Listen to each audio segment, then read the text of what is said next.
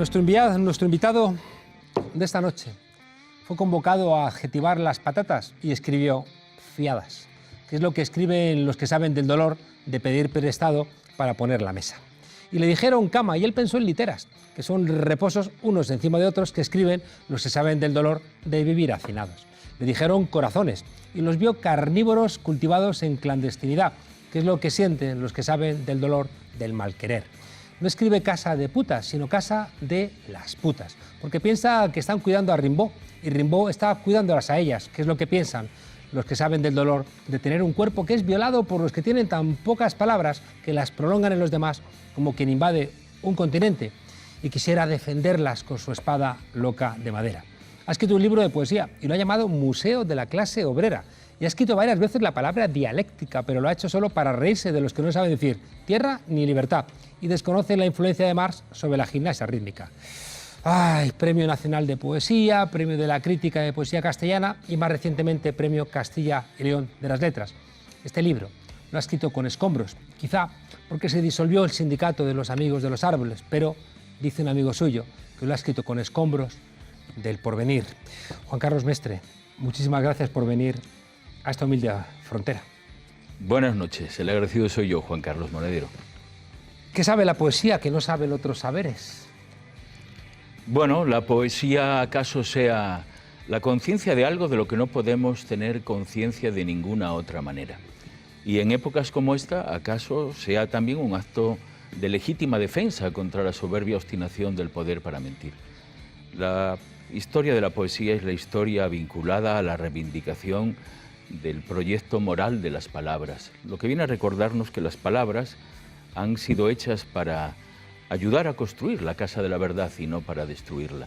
Y en ese sentido no es sino la prolongación de los demás saberes en la gran asamblea del pensamiento y del desafío de la imaginación, que siempre lleva muchísimo más lejos que el miedo, porque lleva al territorio donde la esperanza se convierte en la gran utopía de las civilizaciones, ¿no? Aquellas que aspiran a que los derechos civiles, a la felicidad, sean la cotidiana circunstancia en la que desenvuelven su vida las personas. ¿Y por qué las mismas palabras que nos pueden emancipar también nos encadenan? Bueno, si algo es la poesía, es por esencia el discurso de la desobediencia, ¿no? Decía René Char que los poetas no deben dejar pruebas, sino huellas, porque solo las huellas nos permiten seguir soñando.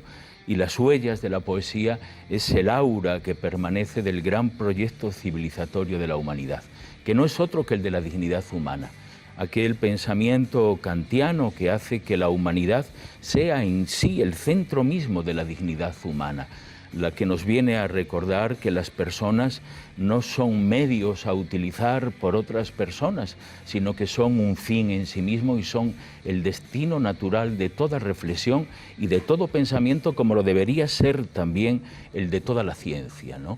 El poner en el centro de la cuestión, en el corazón mismo del gran desafío de la civilización democrática y de progreso, el lugar natural de la persona, el centro del pensamiento, el único objetivo. Creo que no merecería la pena ninguna otra tarea que no pasara por la dignificación de la condición del ser humano, de la condición de la persona. En el Génesis, Dios crea el mundo nombrándolo y pide ayuda a Adán, pero no le pide ayuda a Eva. Bueno, el sistema de patriarcado forma parte de la gran metáfora constructiva de aquellos que han detentado siempre el poder del relato. Pero la poesía está ahí como un discurso precisamente de la contraposición, como un discurso que viene a restablecer las heridas que la razón práctica ha generado sobre la historia del pensamiento. Yo no tengo la certeza de lo que es la poesía. No sé si la poesía siguen siendo esos montones de azafrán donde los niños de Lorca siguen machacando pequeñas ardillas, o como pensaba el gran Lezama Lima, la cantidad hechizada del pensamiento, ¿no? Algo así como masticar un cangrejo hasta exhalarlo por la punta de los dedos al tocar un piano. Pero de lo que estoy profundamente convencido es que su presencia es siempre la presencia súbita de una lejanía. Y en esa lejanía está la reivindicación histórica de la condición de la persona. y que esa persona es esencialmente la persona sin género, la persona que abarca en su totalidad la condición sagrada de la mujer y del hombre. Y la poesía es una aliada natural con esa desobediencia a los roles para hacer que el lugar del pensamiento, o devolver al lugar del pensamiento, el cuerpo. Que el cuerpo sea el lugar donde se resuelve el gran enigma del respeto a la condición humana en todas sus condiciones, en todas sus variantes y en todas sus formas de deseo. Qué hermoso María Moliner cuando dice que la dignidad es no dejarse humillar, pero tampoco humillar a los demás. Bueno, María Moliner trabajó toda su vida con las palabras tan desprestigiadas en la sociedad en la que vivimos, ¿no? Decía Shelley que los poetas eran los legisladores nunca reconocidos del universo. Si alguna legisladora de nuestro universo ha existido, esa es María Moliner, ¿no? Hoy todos sabemos que eso no es verdad. Los poetas no han sido legisladores de nada, sino de su propia condición, de su propia ruina y de su propio margen. Los legisladores del universo son los grandes sátrapas, los mercaderes del dolor humano, aquellos que han hecho de su obsesiva dedicación al coleccionismo de escamas litográficas, como llamaba Baudelaire al dinero, el único objetivo de sus vidas. ¿Acaso le quede a los poetas la tarea de ser los legisladores de lo invisible, aquellos que como María han coleccionado las palabras, las han cuidado y las han preservado precisamente para que cumplan en la sociedad contemporánea el rol, el papel significativo que se han ido ganando a través de la historia y que no cumplieron en las circunstancias más amargas y terribles de la historia, para que la palabra dignidad vuelva a significar lo que hay detrás del proyecto de la dignidad humana, para que la palabra justicia o misericordia vuelvan a significar lo que no significaron ante los pelotones y los muros de fusilamiento. ¿Puede escribirse poesía si no te duele el mundo? Bueno, creo que es difícil. Yo no creo en una poesía sin ideas. Y creo que las palabras, como las personas, son responsables unas de otras. En ese sentido, no se puede imaginar una escritura que no asuma la condición del otro, de aquel que lleva inscrita en su frente el signo de la igualdad, que es precisamente la característica de su diferencia, ¿no? Las palabras de la poesía apuntalan un lugar esencial de la condición humana, que es la de hacerse cargo de un otro, aquel que aún en los abismos, desde las circunstancias más amargas de la historia, aún desde los territorios de lo desaparecido, siguen clamando desde su lugar moral el soy inocente, tengo derechos, no me mates. Por eso es difícil imaginar una poesía que no asuma esencialmente la condición de igual de un otro. Decía John Keats, el más joven de todos los poetas románticos, cuando le preguntó a su amigo Reynolds qué era para él un poeta, dio una respuesta conmovedora para un joven poeta y que hace ya más de 2 siglos y viene a poner sobre la mesa la raíz esencial de lo que es la poesía. John Keats le contestó, poeta es aquella persona que en presencia de otro se considerará siempre su igual, sea este el rey o el más pobre del clan de los mendigos. Es imposible, ni desde el romanticismo a las vanguardias históricas, a la presencia actual de la creación poética, no tener en cuenta la figura irradiante de símbolos de la persona. Hay una poesía que es difícil de leer. ¿La poesía tiene que tapar para mostrar? Bueno, hace más de 400 años, Giordano Bruno fue quemado en el campo del Fiori por establecer el principio teórico, intuitivo y científico de que la Tierra no giraba alrededor del Sol. También lo quemaron y esas llamas intentaban quemar otro tipo de concepción poética del mundo y de la escritura. Giordano Bruno escribió que la poesía no nace de las reglas, son las reglas las que emanan y se crean a partir de la poesía, y que hay tantas formas de poesía, tantos géneros como poetas. El problema de la claridad o la oscuridad es un falso problema en la poesía. está relacionado con la capacidad imaginativa que tiene cada escritor, cada poeta. Y un poema no es otra cosa que una pequeña caja de herramientas al servicio de la conciencia de los hombres. Lo difícil no puede ser explicado sino integrándose, entrando en la gran dificultad del pensamiento. La poesía no son banalidades bien entonadas, escritas en la mitad de una página.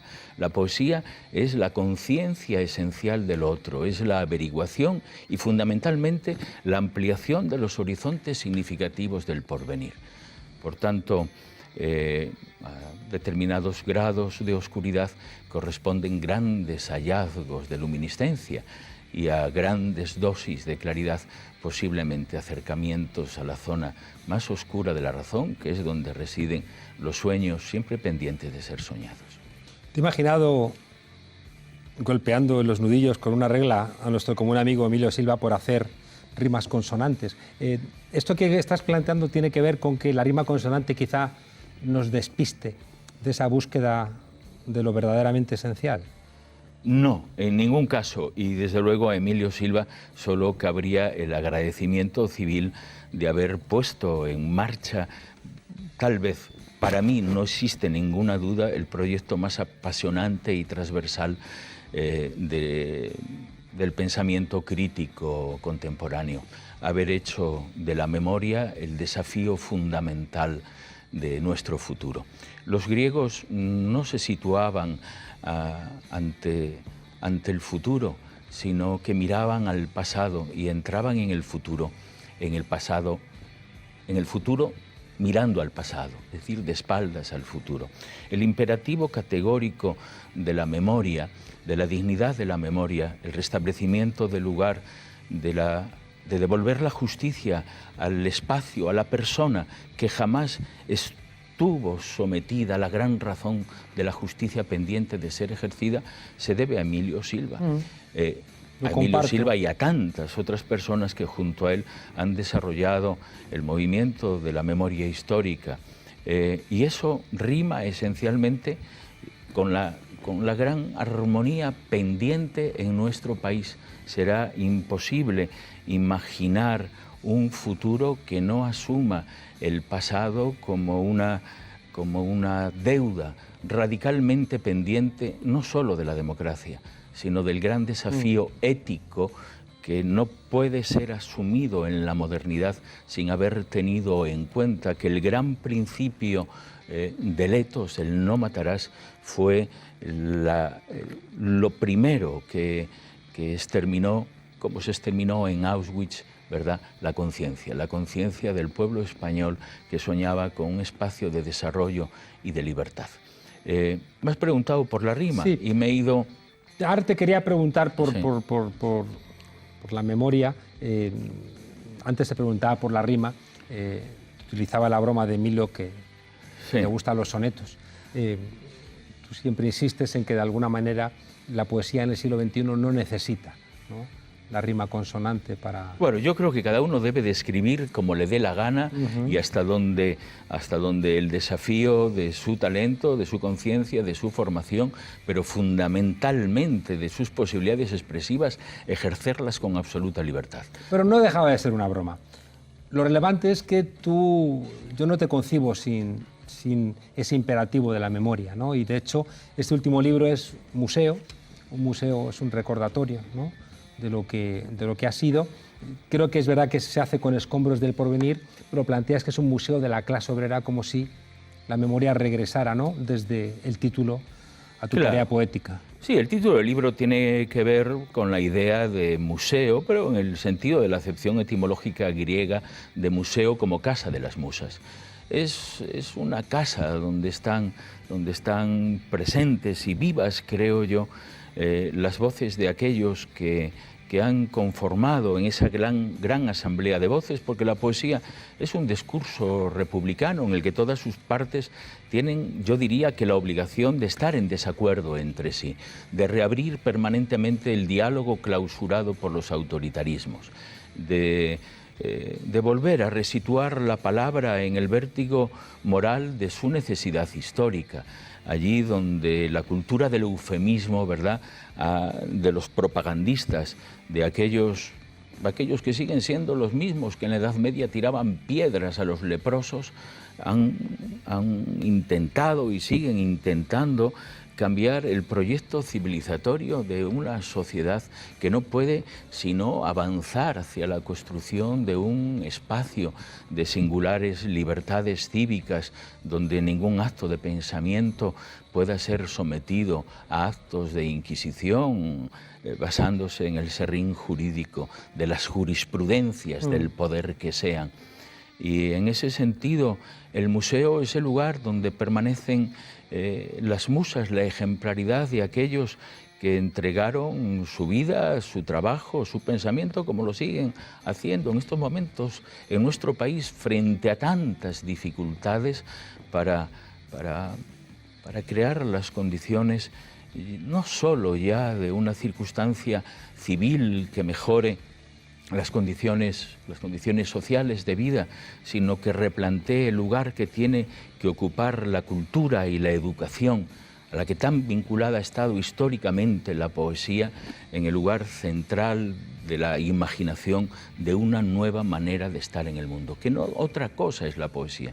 La poesía no es un proyecto de la gramática, la poesía no tiene conciencia gramática, y la poesía, como ese discurso de la desobediencia, como esa amplitud de los horizontes significativos del porvenir, reclama para la figura simbólica de lo humano un nuevo lugar moral, aquel lugar moral que Federico García Lorca reivindicaba en la inauguración de la biblioteca de su pueblo en Fuentevaqueros, cuando decía: no quiero un pan, dadme medio pan y un libro, porque son libros los que necesitan los pueblos.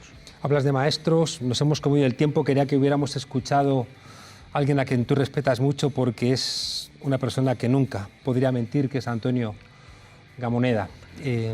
Antonio Gamoneda, sí, cuando era un adolescente leí el primer libro de poesía contemporánea que yo leí. Ahí me quedó grabada en la conciencia un verso que es como una consigna: la poesía no es un lugar donde van a parar los cobardes. ¿Acaso la misma consigna que se hace presente siempre que la poesía dignifica la circunstancia histórica del humano en épocas de penuria y de dificultad? Aquellos dos versos con los que el mando aliado comunica a la resistencia francesa el inicio del desembarco de Normandía, aquellos dos versos de Verlaine que, escritos como 80 años antes, decían: los largos sollozos de los violines de otoño hieren mi corazón con una languidez monótona. Es la monotonía del mal contra la que la poesía se pronuncia siempre, y es el imperativo categórico de la memoria aquellos que, no teniendo voz, siguen exigiendo el lugar de la reparación moral que les debe los huéspedes esenciales de la poética del presente. Juan Carlos Mestre, un hombre luminoso, que a mí me ha enseñado a respetar a las palabras, y cuando uno respeta las palabras tiene prohibido mentir. A veces me da mucha envidia cuando voy a algunos países como Colombia y la poesía está tan presente, y aquí en nuestro país parece que a veces se esconde, a veces emerge, pero creo que podemos ser optimistas, tenemos la obligación de ser optimistas. Sin duda alguna. Los poetas siguen libando en la colmena de lo invisible, como invisibles abejas. Lo que más temprano que tarde será la evidencia real y absoluta del ser humano en pleno ejercicio de los derechos civiles a la felicidad, que no es otra la lucha de toda tarea artística. Juan Carlos Mestre, Desobedientes, si lo conocíais, entenderéis mi pasión. Si no lo conocíais, corred a leerle y a abrir seguramente una nueva etapa en esa necesidad del compromiso. Juan Carlos, muchísimas gracias por estar aquí en La Frontera. Es un placer enorme siempre aprender de ti. Gracias. Y sobre todo de que ese ejemplo que pones sea tan elevado. a mí me hace ser mejor persona. Muchas gracias. Desobedientes, escuchad a nuestro amigo Lolo, cómo pone un punto y aparte de esos que te dejan roto.